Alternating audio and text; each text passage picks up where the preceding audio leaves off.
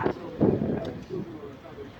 And he was a tank driver in the army. He knows what he's talking about.